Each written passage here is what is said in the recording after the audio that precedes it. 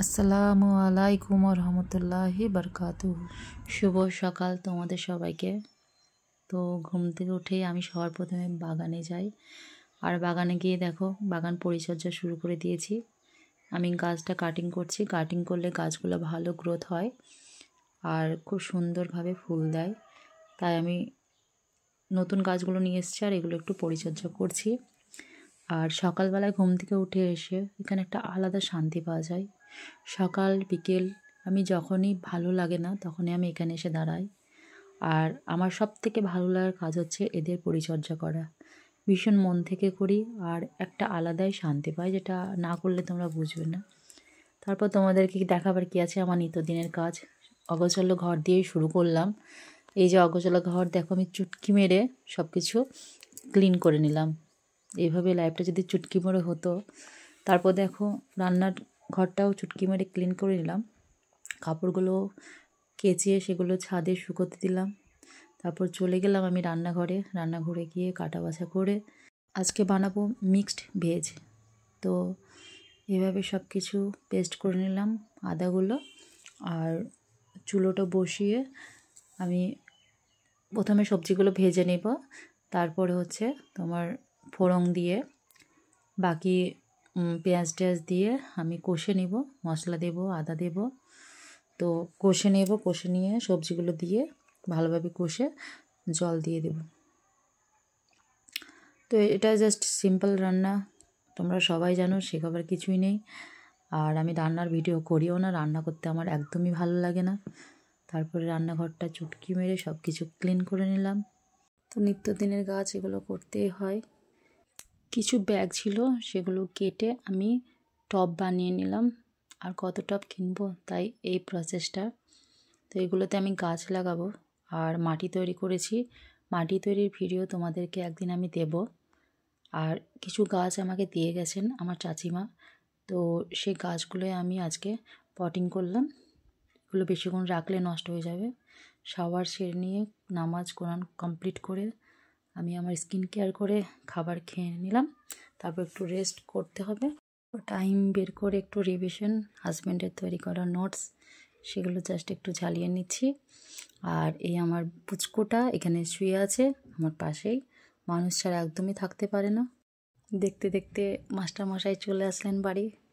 তো বাড়ি এসে আমার আব্বা মা আজকে এসেছিলেন, তাই ওনাদেরকে আবার কল করছেন যে কতদূর পৌঁছালেন। তো উনি আসার পরে আমি ওনাকে কেটে দিলাম লেবু, দুটো জায়গায় মোসাম্বি লেবু কেটেছি, একটা শাশুড়ি মায়ের জন্য, একটা হাজব্যান্ডের জন্য। তো উনি, আমার হাজব্যান্ড হেলদি খাবার ছাড়া একদম উল্টোপাল্টা জিনিস খান না। আর নিচে আমার দোতলায় শাশুড়ি মা থাকেন, তো আমি চলে যাচ্ছি শাশুড়ি মাকে লেবুটা দিতে।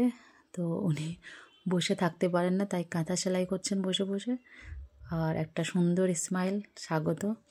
তারপর আমি চলে গেলাম ছাদে কাপড়গুলোকে তুলতে, কাপড় মেলে গিয়েছিলাম। আর কি সুন্দর একটা ভিউ, মনে হচ্ছে গোল, ওই যে দেখতে পাচ্ছ জ্বলছে, ওটা সূর্য, দারুণ লাগলো, তাই একটু ক্যাপচার করে নিলাম।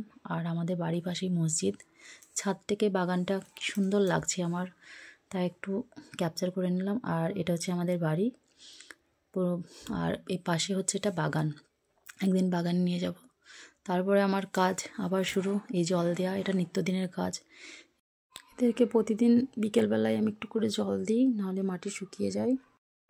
আর আমি স্প্রে এই কারণেই করছি, কারণ দুদিন আগে এই গাছটিতে ফাঙ্গিসাইড স্প্রে করা হয়েছিল, যেগুলোর জন্য পাতাতে সব লেগে আছে। স্প্রে করলে এগুলো ভালোভাবে ধুয়ে যাবে, গাছগুলো আবার চকচক করবে। তাছাড়া আমি মগে করেই গাছে জল দিই। আর এখানে স্প্রেতে জল দিলে একটা সুবিধা হচ্ছে, বেশি জল নষ্ট হয় না, অল্পতেই হয়ে যাচ্ছে, খুব সুন্দর গাছগুলো ভিজে যাচ্ছে। কিন্তু আমি যদি বালতি মগে করে জল দিই তো প্রায় আমার 5-6 বালতি জল লাগে গাছে। তা খুব সুন্দর এটা, কিন্তু এটার একটা অসুবিধা হচ্ছে, এটা চার্জ করতে হয়, তবে এটা নিজে নিজে স্প্রে হয়। আর এটা একটা এক্সট্রা খরচ, তাই এটা আমি প্রতিনিয়ত করি না। আমার হাজব্যান্ড আসলেন, উনি নামাজ পড়তে যাবেন, আর এসে এখানে ভালো করে দাও, ওখানে ভালো করে দাও, আর যাওয়ার সময় এবং প্রস্থানের পূর্বে সালাম জানিয়ে গেলেন। আমার গাছে অনেকটাই টাইম লাগে এইগুলো দিতে, অনেকগুলোই গাছ আছে, প্রায় 155টা টব আছে আমার। আর আজকে 3টে পটিং করেছি, তো 158টা হয়ে গেল। আমার আরও অনেক কালেকশন নেওয়ার ভীষণ ইচ্ছা, আমার খুব ভালো লাগে। আমি প্রায় নার্সারি যাই আর নানা রকম নতুন নতুন কালেকশন নিয়ে আসি। এদিকে মাগরিবের পরে আমি গ্রিন টি বসিয়েছি। তো আদা দিয়ে গ্রিন টি খুব ভালো লাগে, আর সঙ্গে একটু পুদিনা পাতা দিই, আর মধু দিই, আর একটু লেবু দিই। তো বাড়ির সবাই বলে নাকি আমি খুব সুন্দর চা তৈরি করতে পারি, আর আমার হাজব্যান্ড তো আমার সব খাবারেরই নাম করে। আর একটু আমি পপকর্ন তৈরি করছি চায়ের সঙ্গে খাওয়ার জন্য, যেহেতু ঘরেই করছি, কারণ উনি হেলদি ছাড়া তো কিছু খান না। এটা প্রেশার কুকারে দিয়ে ঢাকনা ঢেকে নিতে হবে, এটা তোমরা জানোই। আর এদিকে আমার পছন্দের একটা খাবার বানাবো, যেটা হচ্ছে উপমা, সামাইয়ের উপমা। এটা আমার খুব ভালো লাগে খেতে, তাই আমি একটু বসিয়ে নিচ্ছি। এটা খুব সিম্পল রান্না, ওর জন্যই প্রথমে ইলেকট্রিক কেটেলে একটু জল গরম করে নিলাম, আর জলটা গরম করে আমি কড়াইতে দিলাম। কড়াইতে দেওয়ার পরে উপমাটা দিয়ে দেবো, কিছুই লাগবে না, সব কিছু দেওয়া আছে। জাস্ট 3 মিনিট ফুটিয়ে নিলে খুব সুন্দরভাবে তৈরি হয়ে যাবে উপমা। এই খাবারটা সবার পছন্দ হবে না, কারণ খুব টেস্টিও না, আবার খুব বাজেও না, কিন্তু আমাকে খুবই ভালো লাগে। আমার হাজব্যান্ডের একটা গুণ খুবই ভালো, একটা না সব গুণই ভালো, তার মধ্যে একটা ভালো গুণ হচ্ছে উনি যদি কোনো খাবারটা অপছন্দ হয় তো সামনে বলেন না, চুপচাপ সাইডে রেখে দেন কিংবা খান না। তো ওনার গুণ বলে শেষ করা যাবে না। একটা মানুষের মধ্যে যে এত গুণ থাকে সেটা তার সঙ্গে না মিশলে বোঝা যাবে না। তো এটা হচ্ছে আমার ডিনার, এটাই আমি ডিনার করে আজকে আমার কমপ্লিট হয়ে যাবে, আর আমি রাতে কিছু খাবো না।